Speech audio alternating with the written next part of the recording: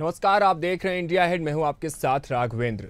मध्य प्रदेश में मासूम बच्चियां अब कहां सुरक्षित हैं, ये सवाल पूछना अब जरूरी भी है और मजबूरी भी, क्योंकि आए दिन छोटी छोटी बच्चियों को दरिंदे अपनी हैवानियत का शिकार बना रहे हैं।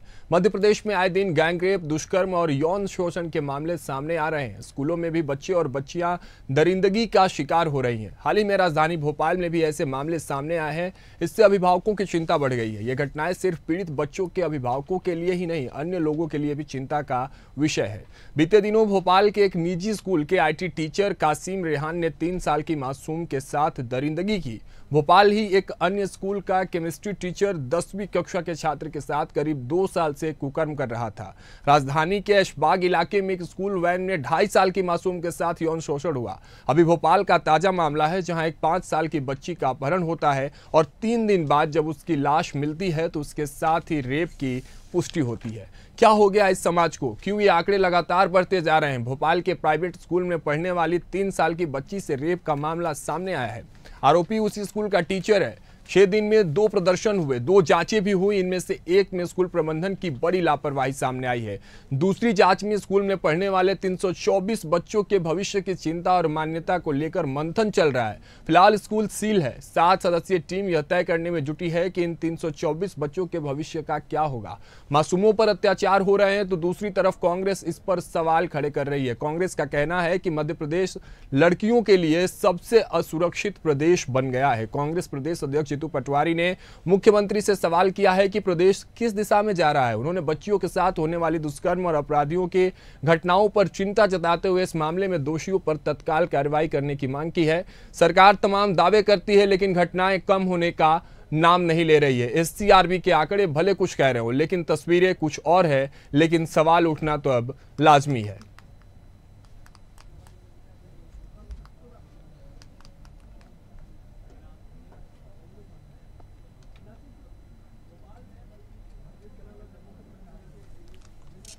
देखिए, हम आपको तस्वीरें लगातार वो तमाम प्रदेश के हर क्षेत्र से, हर कोने से दिखा रहे हैं, जहां दरिंदगी के जो मामले हैं, जो बच्चियों के साथ दुष्कर्म के मामले हो, चाहे वो भिंड रहा हो, उज्जैन रहा हो, चाहे वो अब भोपाल रहा हो, लगातार बच्चियों के साथ जो दुष्कर्म के मामले बढ़ते आ रहे हैं। तो सवाल अब ये है कि इसकी जिम्मेदारी आखिर कौन लेगा। आइए आपको जीतू पटवारी का वो ट्वीट दिखाते हैं, जिन्होंने अब इस पूरे हालातों के बाद जो ट्वीट किया, उन्होंने साफ तौर पर मध्य प्रदेश सरकार को घेरते हुए लिखा कि आखिर इसकी जिम्मेदारी कौन लेगा। अगर प्रदेश की राजधानी ही सुरक्षित नहीं है तो बाकी जगहों पर बेटियों का क्या होगा? बाहर निकलना उनका मुनासिब नहीं। इस तरह के तमाम सवाल ट्वीट करके जीतू पटवारी ने मौजूदा सरकार पर दागे हैं। लेकिन इन सबके बीच सोचने, विचारने और कहीं ना कहीं मंथन करने वाली ये बात कि जिन बेटियों को भारत देश में देवी की तरह पूजा जाता है, उन बेटियों के साथ जब दरिंदगी होती है तो इसकी जिम्मेदारी आखिर कौन लेगा। अभी जो ताजा मामला भोपाल में घटा, इस मामले में हमने साफ तौर पर देखा कि अपनी ही बिल्डिंग में वो बेटी सुरक्षित अपने आप को नहीं महसूस कर पाई, अपनी जान गंवानी पड़ी उसे, और दरिंदगों ने उसे अपहरण कर पहले उसके साथ दुष्कर्म किया, जिसके बाद उसे मौत के घाट उतार दिया। तो ये सवाल बहुत बड़े हैं अपने आप में। जो इस देश की जननी है, जो पुरुषों की जननी है, जो पुरुषों की रक्षक कही जाती है, अब वही पुरुष उन महिलाओं के, उन बेटियों के भक्षक बनते जा रहे हैं। तो सवाल अपने आप में बड़ा हो ही जाता है। स्क्रीन पर आपको ट्वीट दिखा रहे हैं जीतू पटवारी किस तरह से लगातार सरकार को ट्वीट के माध्यम से घेरते नजर आए। असुरक्षित प्रदेश मध्य प्रदेश को बताया जीतू पटवारी ने।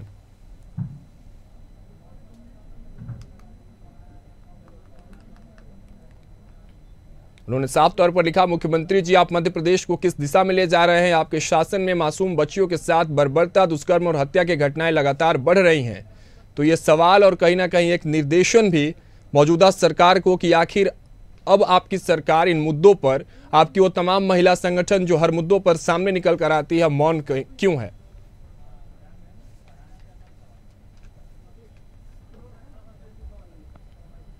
तो चलिए इस चर्चा की शुरुआत करते हैं। हमारे साथ इस खास विषय, मैं इसको खास क्या कहूं, ये सोचने वाली बात है, कहीं ना कहीं दिल को ठडोर देने वाली विषय है। इस पर कहीं ना कहीं बात करने के लिए और समझने के लिए कि आखिर इसकी जिम्मेदारी कौन लेगा। राजनीतिक पार्टियां एक दूसरे पर आरोप प्रत्यारोप करती हैं इन तमाम मुद्दों के बीच, जो बेहद संवेदनशील होती हैं। तो इस पर हम आज खास चर्चा करेंगे और इसका निचोड़ निकालने की कोशिश करेंगे कि आखिर क्यों, कैसे ये घटनाएं बढ़ती जा रही हैं और इन पर रोकथाम कैसे लगाया जाए राजनीतिक गतिविधियों से हटकर। इस पर चर्चा करने के लिए हमारे साथ जुड़ेंगे बीजेपी से नेहा बग्गा जी, और हमारे साथ अभी स्टूडियो से जुड़ चुके हैं, हमारे साथ मौजूद भी हैं कांग्रेस से फरहाना खान जी, इसके साथ ही सामाजिक कार्यकर्ता प्राची कौशिक हमारे साथ जुड़ चुके हैं। चलिए चर्चा की शुरुआत करते हैं। फरहाना जी, आपका ही रुख करते हैं, किस तरह से देखती हैं तमाम आपकी राजनीतिक पार्टी जो है कहीं ना कहीं वो तो सवाल खड़े करते नजर आ रहे हैं, लेकिन इन सबके बीच मैं चाहता हूं कि संवेदनशीलता के साथ आप पहला जवाब देंगी, क्योंकि आप महिला हैं। देखिए आज की इस चर्चा की खास विषय ये कि दोनों राजनीतिक पार्टी से जो हमारी मेहमान है वो नारी शक्ति हैं, इसके साथ ही जो कार्यकर्ता, सामाजिक कार्यकर्ता जुड़ रही हैं वो भी अपने आप में एक नारी शक्ति का परिचय है।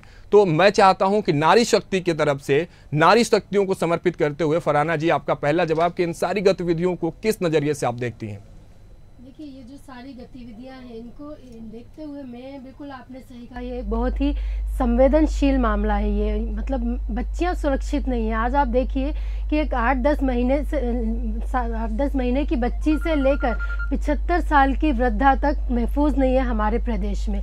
तो ये बहुत ही शर्मनाक है, बहुत ही संवेदनशील गतिविधियां हैं ये। और इसके साथ ही लेकिन ये सवाल तो उठाती हैं जो सरकार है और सरकार का जो शासन प्रशासन है कि कहाँ क्या आपका शासन प्रशासन है, आप कहाँ सोया पड़ा हुआ है और क्या आप कर रहे हैं। महिला सुरक्षा की बातें तो बहुत होती हैं, महिला लाडली बहनों की बातें बहुत सारी होती हैं, लाडली लक्ष्मी की बातें होती हैं, बेटी बचाओ की भी बातें होती हैं, लेकिन कहाँ हम बचा पा रहे हैं क्या बेटियों को।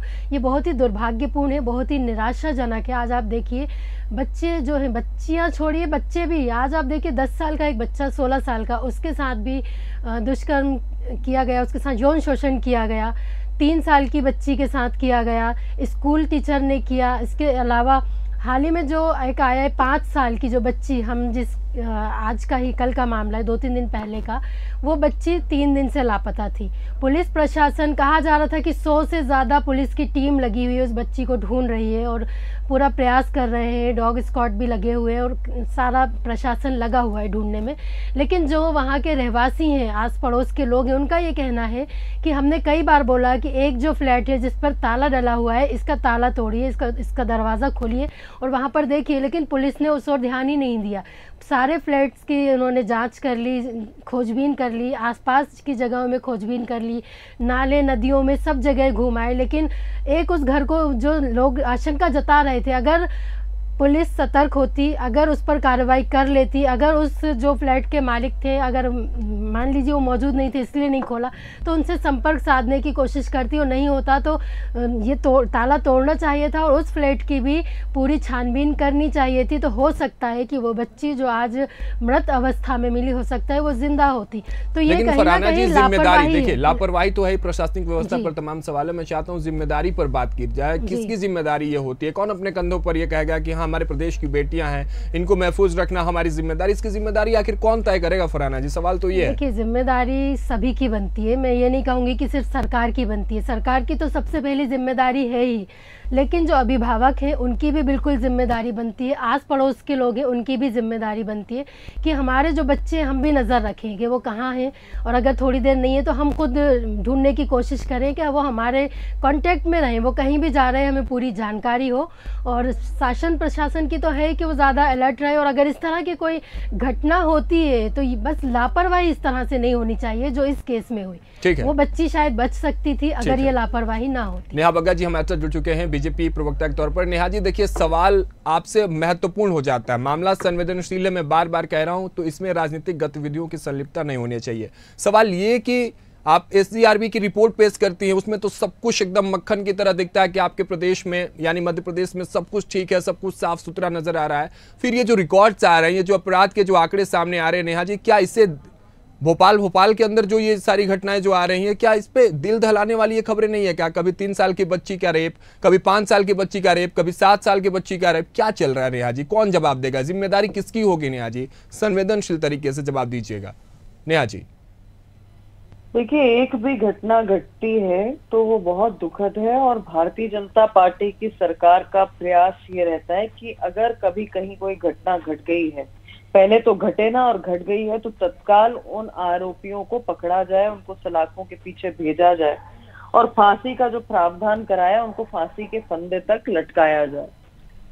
ये जो घटना है इसमें अभी पोस्टमार्टम की रिपोर्ट के बाद बाकी सारी चीजें समझ में आएंगी, मगर मुझे लगता है कि पुलिस प्रशासन के साथ साथ में एक मॉरल पुलिसिंग की भी हमको आवश्यकता है। जिस प्रकार से समाज दूषित होता जा रहा है, जिस तरीके से हम इतने असंवेदनशील होते जा रहे हैं कि एक 2 साल 3 साल की बच्ची हो या 80-85 साल की कोई महिला, किसी को भी नहीं बख्शा जा रहा।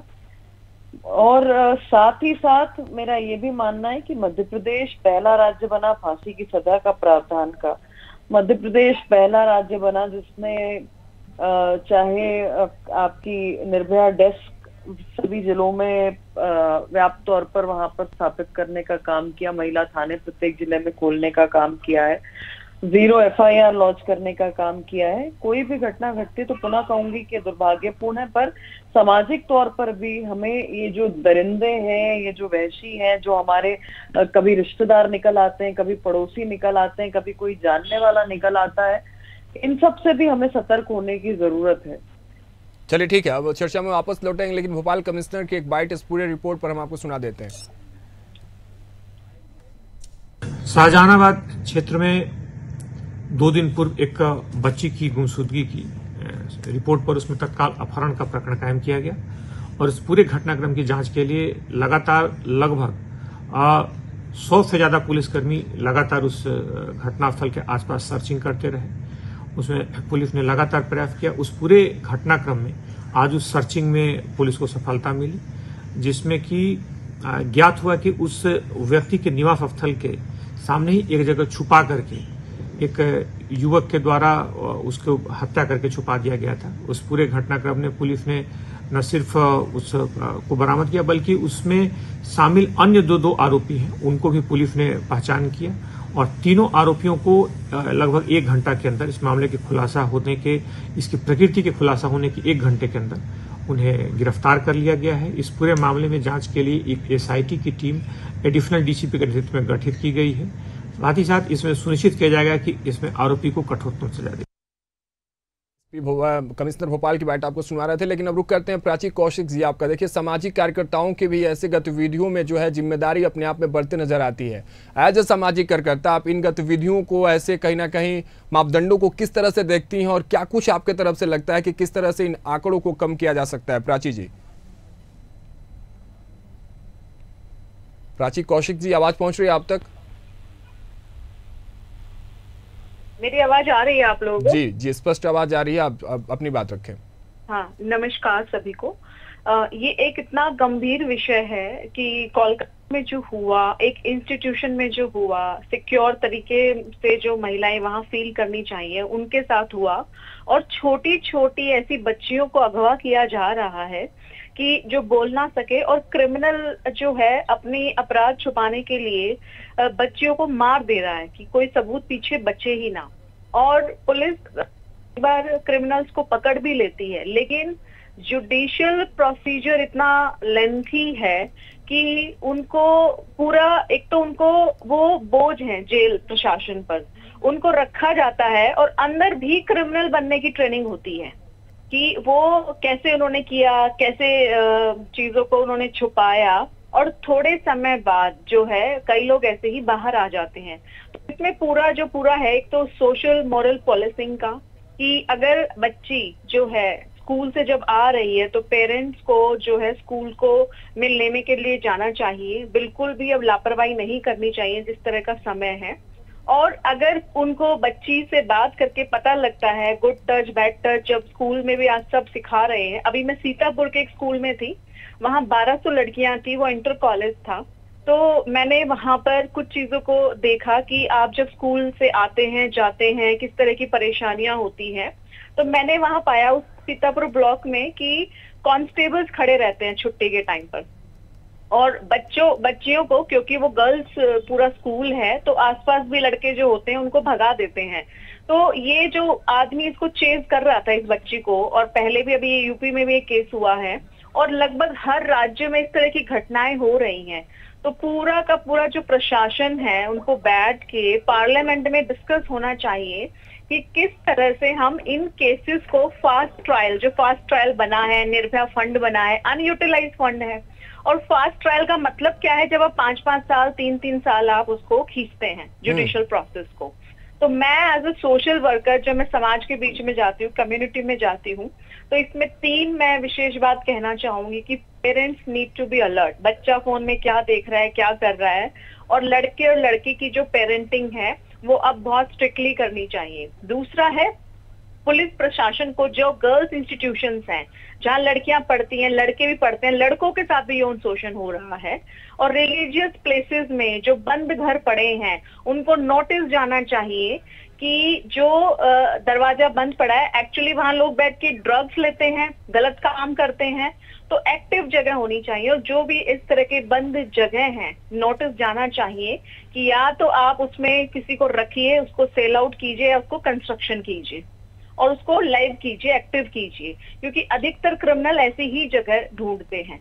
तीसरा मैं इसमें कहना चाहूंगी कि जैसे ही अगर आपको कोई मिलता है, ऐसे कोई केस आता है, पुलिस इंटरवेंशन करती है, अगर आप 15 to 20 डेज में उसको सॉल्व कर लेते हैं तो इससे क्रिमिनल का हौसला काफी हद तक टूटेगा। तो आप जितना लंबा इसको खींचेंगे, उनके पास तरीके होते हैं बचने के लिए। हर स्टेट से ऐसी खबरें आ रही हैं, ऐसा लग रहा है, मैं इतनी एज हो गई है, पहले हम कहीं भी चले जाते थे, इन दिस एज हमें डर लगता है कि हम जा रहे हैं तो हम उन चीजों के बारे में सोचने लगे हैं कि क्या हम ठीक ठाक से। बड़ा सवाल आप छोड़ रही हैं, देखिए बड़ा सवाल आप इस अपने जवाब के पीछे छोड़ रही हैं। नेहा बग्गा जी से इस पर जवाब लेंगे। देखिए नेहा जी, जिस तरह से प्राची कह रही है, एक बड़ा उम्र हो गया है, बड़ा एक्सपीरियंस कर लिया उन्होंने समाज में, लेकिन अब फिर से वही महिलाओं के भीतर डर आने लगा है, जिसे आप लोग कभी जंगल राज का नाम देती थी, महिलाएं तब पर्दों के पीछे रहा करती थी। क्या फिर से वो दौर वापस आएगा? क्या इस तरह से जब आंकड़े बढ़ते नजर आएंगे तो आखिर बेटियां, महिलाएं, हमारे देश की, प्रदेश की बहनें कैसे सुरक्षित महसूस करेंगे? और दूसरा सवाल ये, ड्रग्स की बात इन्होंने कही कि किस तरह से जो नशेड़ी होते हैं वो ऐसे इलाकों को अपना ठेका बनाते हैं। अभी जो ताजा मामला आया है, उस बिल्डिंग में भी कहीं ना कहीं ड्रग्स सप्लाई की खबरें आ रही थी। फरहाना जी आप भी इसका जिक्र कर रही थी कि लोग वहां ड्रग्स सप्लाई कर रहे थे। तो नेहा जी, प्रशासन आपके ही है, सरकार आपके हाथ में है, जिम्मेदारी आपके हाथ में है, तो ऐसी चीजों के बाद जब घटनाएं हो जाती है तो आपके और हमारे हाथ में सिर्फ काश होता है, निराशा होती है, लेकिन उसके पीछे किसी परिवार की बेटी चली जाती है, पिता से उसकी बेटी छिन जाती है, माँ से उसकी बेटी छिन जाती है, भाई से बहन छिन जाता है। क्या इस पर आप कुछ कहेंगी नेहा जी कि आपके भीतर से वो भाव नहीं उमड़ रहा है कि उस परिवार पर क्या गुजर रहा होगा, और ये काश हमने ऐसा कर लिया होता, वहां पहले से प्रशासनिक व्यवस्था सही हो जाती तो ऐसी घटनाएं नहीं होती? नेहा जी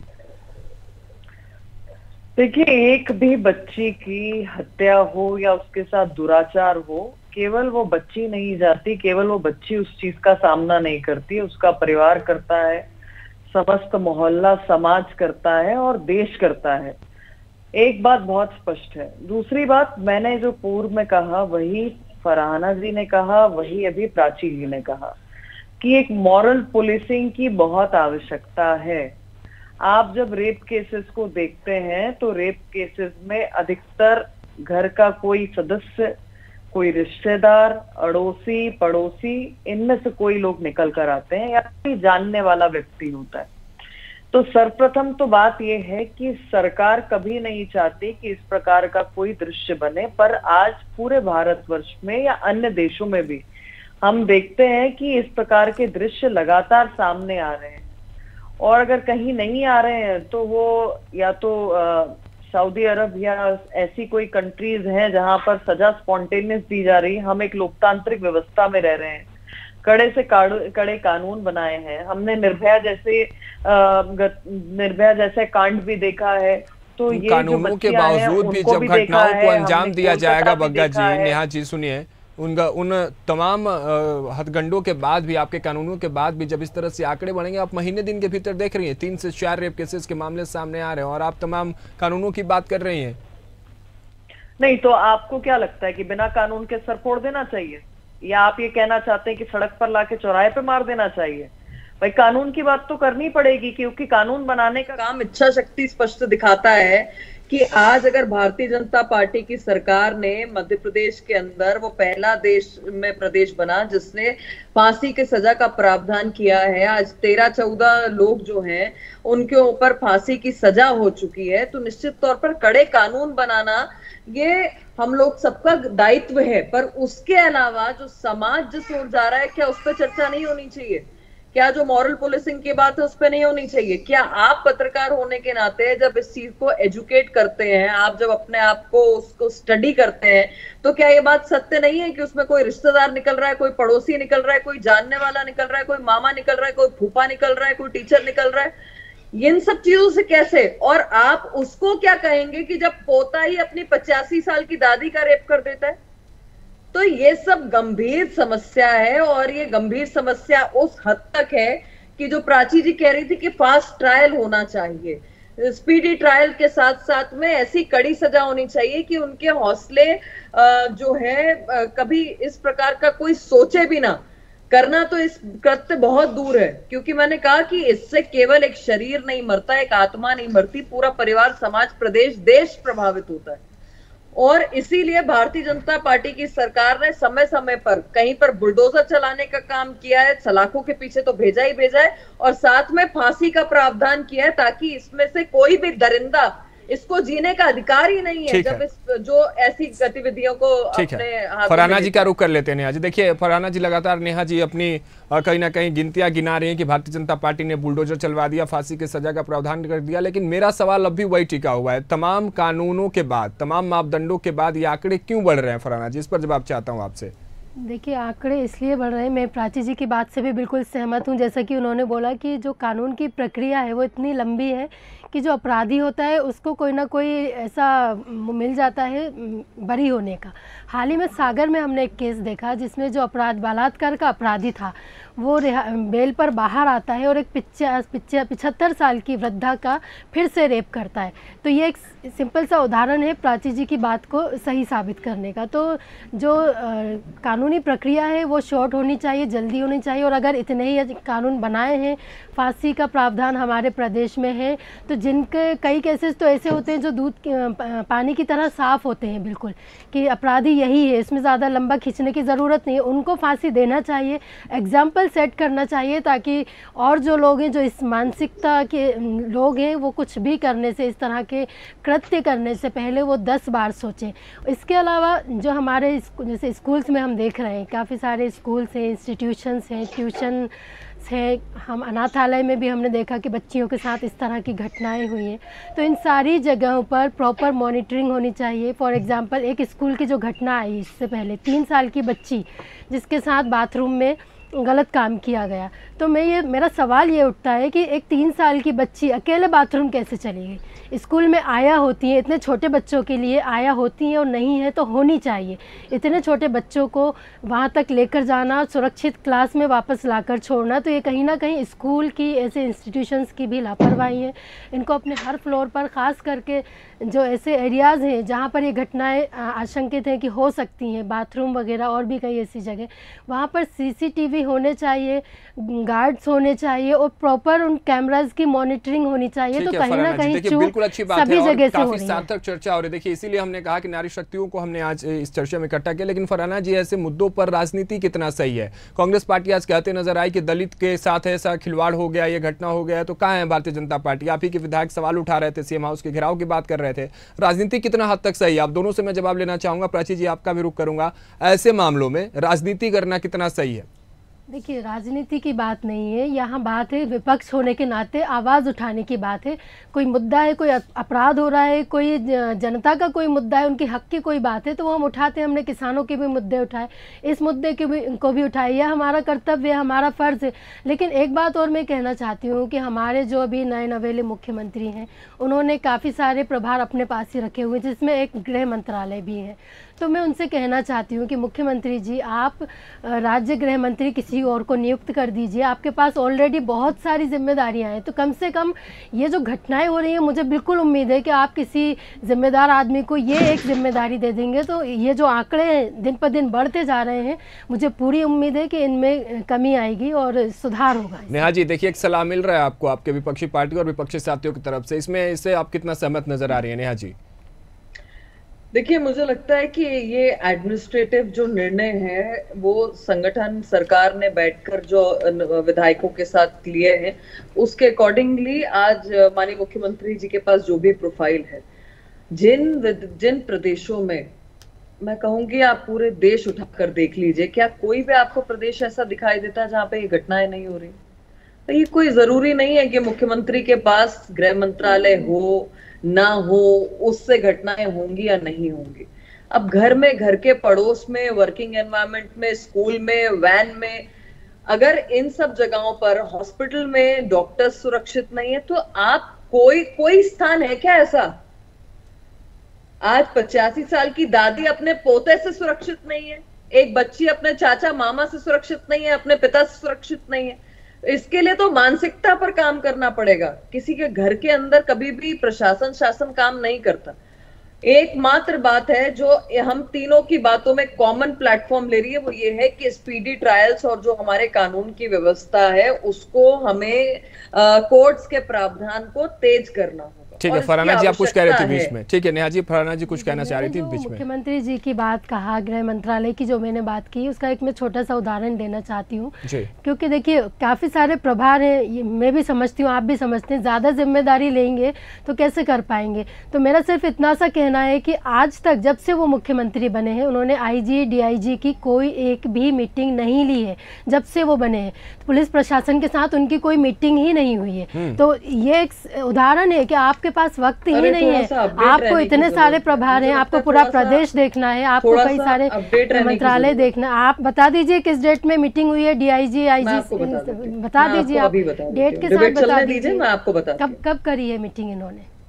देखिए बड़ा सवाल है प्रशासन के साथ मुख्यमंत्री को और गृह मंत्रालय जिनके पास है। सबसे बड़ा सवाल ये कि फरहाना जी ऐसा आरोप लगा रही हैं कि एक भी मीटिंग नहीं हुई प्रशासन के साथ। कम से कम प्रदेश के मुखिया का एक मीटिंग तो होना चाहिए था, rules and regulation, law and order पर बातचीत तो होनी चाहिए थी। शायद ये भी कहीं ना कहीं कारण है। कांग्रेस की प्रवक्ता ऐसा साफ तौर पर कहते नजर आ रही है कि ये भी एक कारण। कांग्रेस के प्रवक्ता से क्या मतलब है? उसके पास तथ्य तो होना चाहिए इस बात को बैक कर। 15 आरोप तो लगाया इन्होंने। नेहा जी आप जवाब दे दीजिए इसका,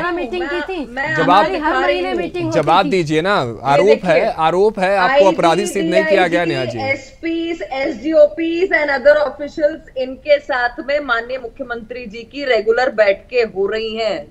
ऑफिशियल बैठक, ऑन कैमरा बैठक, ऑफ कैमरा बैठक, जिसको हम कहते हैं वर्चुअल नॉन वर्चुअल। तारीख बताइए नेहा जी, तारीख बताइए। ये तो अभी मुझे एक दिखाई दी है। नहीं, आप तारीख बता दीजिए। जिस दिन से ऐसे आंकड़े तो आपने कल भी दिए थे कि से कम हम ये लगातार बैठके मध्य प्रदेश में, लगातार डायलॉग ऐसे आंकड़े मत दीजिए, तारीख बता दीजिए। कि आप लोग जिस बात को यहाँ पे परोसने का प्रयास कर रहे हैं ये बिल्कुल गलत है। और मैं ये कहूंगी कि भाई आपकी 15 महीने की सरकार थी, बाला बच्चन जी को गृह मंत्री बनाया था। बिल्कुल, हमने 10 से 12 मीटिंग करी थी उस दौरान। क्या 10 से 12 मीटिंग करी थी? आप वो भी नहीं कहा। आप इतनी गूगल एक्सपर्ट है तो आप वो भी खोल लीजिए नेहा बग्गा जी। आप गूगल एक्सपर्ट है इतनी ही तो आप वो भी 15 महीने का भी ब्यौरा निकाल कर देख लीजिए, आपको फर्क समझ में आ जाएगा। और एक आंकड़ा और मैं रख देती हूँ कि जब 2018 में हमारी सरकार बनी थी तब आपके मुख्यमंत्री जी ने पहले नंबर पर महिला उत्पीड़न में। सुन लीजिए फरहाना जी, उनके भी कुछ सवाल है। आपके सवाल के बाद नेहा जी भी कोई सवाल कर रहे हैं। प्लीज नेहा जी कर लीजिए। देखिए बैठकें जो लगातार हो रही हैं और कानून प्रशासन को जो सुदृढ़ करने के लिए माननीय मुख्यमंत्री जी प्रयास कर रहे हैं, ये आप भी और आपके दर्शक भी। मैंने बोला DIG और IG के साथ कोई मीटिंग नहीं हुई। आप पर्टिकुलर उसका डेट और टाइम बता दीजिए। मेरा सवाल ये था ही नहीं। सुन लीजिए चल रही थी, अब आप उसको इंडिसेंट तरीके से। ठीक है, सवाल नेहा जी अपना सवाल रखिए। नेहा जी सवाल रखिए अपना। दूसरी महत्वपूर्ण बात की, क्योंकि हम तीनों मॉरल पुलिसिंग की बात कर रहे थे, आज नेता प्रतिपक्ष कौन है? उमंग सिंगार। 3 महिलाओं की हत्या हो गई, एक मिसिंग चली गई, चौथी ने उनके लिए सुसाइड नोट लिखा था। और जिस तरीके से बात की उस व्यक्ति को आपने नेता प्रतिपक्ष बनाया हुआ है, नेता उप प्रतिपक्ष जी अब जवाब ले लीजिए, अब जवाब ले लीजिए, हो गया आपका सवाल, जवाब ले लीजिए, जवाब ले लीजिए, मेरा जवाब ले लीजिए, आपका भाषण हो गया पूरा। ठीक है नेहा जी, आपका भाषण जो भी पूरा हो गया, मेरा जवाब ले लीजिए। इनका उत्तर सुन लेते हैं। उमंग श्रृंगार जी की बात कर रही हैं कि जिनको हमने नेता प्रतिपक्ष बनाया है, उनको आप ही के जुरिस्डिक्शन ने क्लीन चिट दी है, क्योंकि आपकी सरकार है, आपका ही जुरिस्डिक्शन है, उन्हीं ने क्लीन चिट दी है। लेकिन सवाल यह है कि कैलाश विजयवर्गीय जब कोलकाता जाते हैं प्रभारी बनकर, तो वो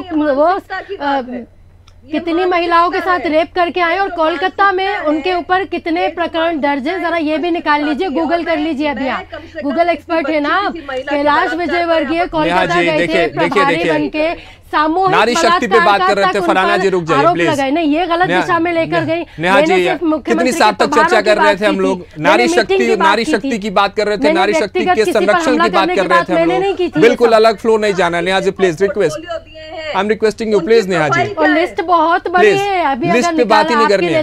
फरहाना जी रुक जाइए एक मिनट, मैं नेहा जी से समझ लेता हूँ। नेहा जी यही होगा क्या कि आपकी सरकार में इतने रेप हुए, हमारी सरकार में इतने कम हुए, क्या तुलना करने बैठे हैं क्या हम लोग? नेहा जी कम करने की बात करनी है हम लोगों को। जैसा एक वरिष्ठ पत्रकार बैठकर कांग्रेस की प्रवक्ता के बयान को रिपीट करेगा और कहेगा कि माननीय मुख्यमंत्री जी ने पुलिस प्रशासन की एक भी बैठक नहीं ली, आपको तो स्वयं खंडन करना चाहिए। रिपीट की बात नहीं, इनके आरोपों का जवाब आप नहीं देंगी तो मैं दूंगा क्या? नेहा जी आप हमसे सवाल मत, हम पर सवाल मत उठाइए। अगर फिर हम आंकड़े के साथ आएंगे नेहा जी, तो वो तमाम आंकड़े हम रखना पसंद नहीं करते हैं। एक मिनट फरहाना जी, एक मिनट प्लीज।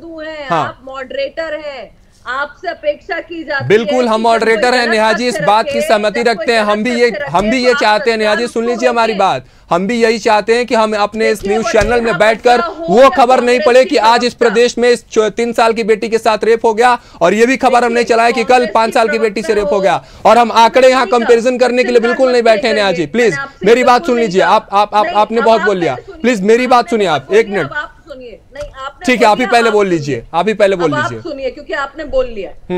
देखिए आपका काम है कि मैं गलत बोलूं या कांग्रेस की प्रवक्ता गलत बोले, तो आपको फैक्ट्स तुरंत सामने रखने चाहिए। आप स्वयं सामने रख रही थी, मैं आपका इंतजार कर रहा था, प्रवक्ता के तौर पे आप जुड़ी है नेहा जी। ये माननीय मुख्यमंत्री की बात हो रही है। एक्चुअली इन लोगों को आदत पड़ चुकी है कि जो ये गलत है नेहा जी, बिल्कुल ये गलत है। प्रवक्ता होते हैं कई सारे चैनल्स पे, तो उनको वही आदत पड़ चुकी है, इसलिए उनको दर्द हो रहा है, तकलीफ हो रही है। मैं दोनों को रोक रहा हूँ इस बात के साथ। नेहा जी सुन लीजिए, सार्थक चर्चा हो रही थी, फ्लो कहाँ से बिगड़ा ये आप दोनों समझिएगा इस बात को। आरोप इनका था, जवाब आप दे रहे थे।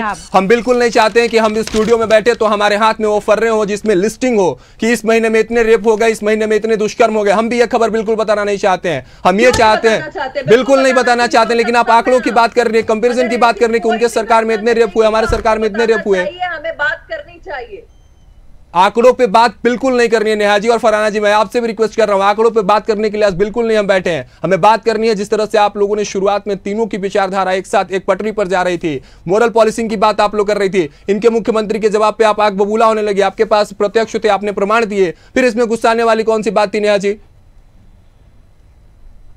ये गुस्सा नहीं है, बात ये है कि मेरे अपने समय पे भी ये बोलेंगी और मेरे समय पे भी ये बोलेंगी, झूठा टूलकिट ये सामने प्रस्तुत करेंगी। और चलिए ठीक है, आखिरी प्रतिक्रिया नेहा जी, अपने अपने समय का इंतजार करिए, समय की कमी है हमारे पास फरहाना जी। और नेहा जी हम मॉडरेटर हैं, हम अपडेट रहते हैं, लेकिन हम आपको जब यहाँ बिठाया प्रवक्ता के तौर पर हमारे साथ जुड़ी हुई है, तो ये आपका मोरल ड्यूटी है कि अपने विपक्षी पार्टी प्रवक्ताओं के, सुन लीजिए मेरी बात, आपने हम पर सवाल उठा दिया। हम बिल्कुल मॉडरेटर हैं, हमारे पास आंकड़े हैं, हमारे पास तमाम अपडेट्स हैं, लेकिन आप जब अपने पार्टी का पक्ष रखने के लिए बैठी हैं तो वो आंकड़े आप दिखाएंगे नेहा जी, हम नहीं दिखाएंगे। इनके सवालों का जवाब आप देंगी, हमारे सवालों का जवाब आप देंगी।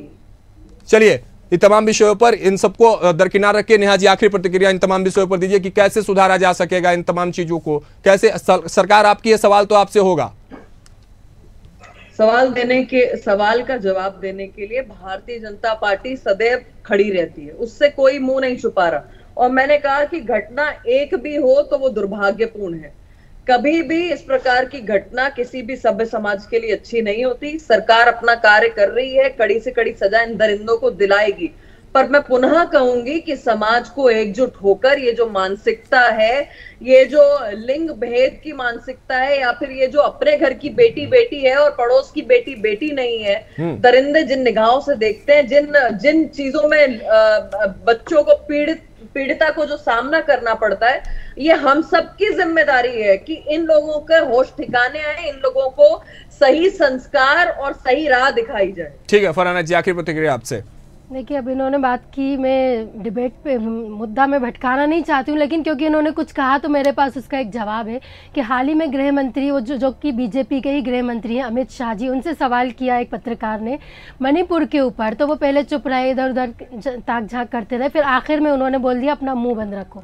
तो इसको जवाब देना बोलते हैं, और मैं अपनी प्रतिक्रिया पहले ही दे चुकी हूँ कि जिम्मेदारी माँ बाप की भी बनती है, जिम्मेदारी भाई बहन की भी बनती है, जिम्मेदारी समाज की भी बनती है, जिम्मेदारी पड़ोसियों की भी बनती है, और हमें सतर्क रहने की और सचेत रहने की जरूरत है। और जितने भी संस्थान है, स्कूल है, ट्यूशन है, अनाथालय है, जहाँ जितनी भी ये संस्थान है, इन सब में कैमराज होने चाहिए और प्रॉपर मॉनिटरिंग होनी चाहिए। चलिए ठीक है, आप सभी का बहुत बहुत धन्यवाद। नारी शक्ति हमारे साथ जुड़ी हुई थी, नेहा बग्गा जी बीजेपी से, कांग्रेस से फरहाना खान, और सामाजिक कार्यकर्ता प्राची कौशिक हमारे साथ जुड़ी थी। आप सभी का बहुत बहुत शुक्रिया, धन्यवाद हमारे साथ जुड़ने के लिए। इस संवेदनशील मामले पर कहीं ना कहीं चर्चा बेहद जरूरी थी, चर्चा बेहद सही तरीके से शुरू में गई भी, और इन सभी नारी शक्तियों ने साफ तौर पर बात भी की कि किस तरह से इस समाज को बदला जा सकता है, इन आंकड़ों को कम किया जा सकता है। लेकिन भारत वो देश है, मैं बार बार कह रहा हूं, जहां एक श्लोक है मनुस्मृति की कि यत्र नार्यस्तु पूज्यन्ते रमन्त्रे तत्र देवता, यत्र तास्तु न पूज्यन्ते सर्वास्त्र फलाक्रिया। इसका मतलब है कि जहां स्त्रियों की पूजा होती है वहां देवता निवास करते हैं, और जहां स्त्रियों की पूजा नहीं होती,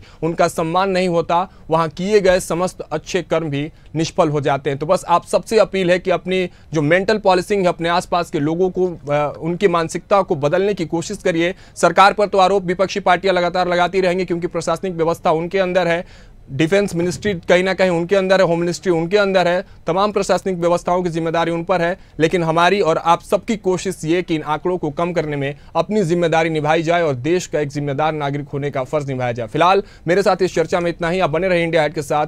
नमस्कार।